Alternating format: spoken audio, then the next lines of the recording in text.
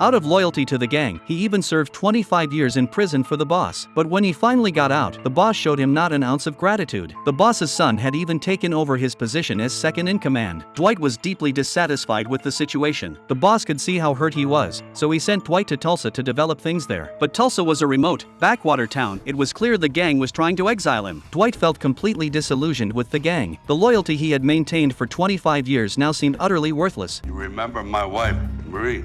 She divorced me when I went inside. And my daughter, Tina, I haven't talked to her in 18 years. She hates me.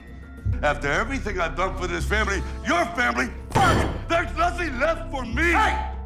What no one expected, however, was that 75-year-old Dwight would go on to build a gang empire in Tulsa. Once he arrived, he first raided a small drugstore. The owner, Bodie, assumed it was a robbery. But Dwight wasn't there to steal, he wanted to see the transaction records. Intimidated, Bodie reluctantly complied. After reviewing the books, Dwight was very pleased. Surprisingly, the little store was making decent money. Dwight threatened Bodie to hand over the profits. Bodie opened the safe, revealing $500,000. Dwight said he would only take 20% of the store's weekly earnings going forward. In return, he promised that Bodie's store would never be harassed by the gang. Dwight preferred steady, slow earnings, so he only took $100,000 from the safe. Do we have a deal?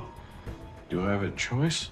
Absolutely not. That's how Dwight made his first fortune. If he was going to be a gang boss, he needed a ride. He gave $50,000 to a cab driver and made him his personal driver. The driver was ecstatic. But the next day, Dwight couldn't buy a car. The dealership manager saw that he was black and assumed he was a drug dealer. Not only did he refuse to sell the car, he threatened to call the police. Seeing his man being bullied, Dwight quickly went to the dealership. First, he politely explained to the manager that racial discrimination was wrong, then followed it up with a punch to the manager's head.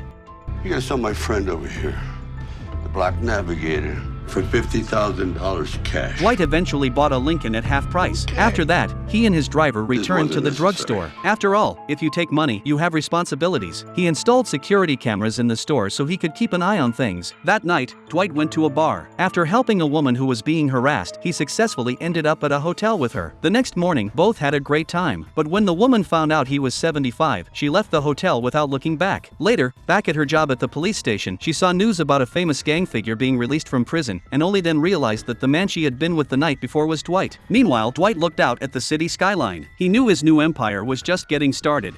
From this point on, this city and everything in it belongs to me.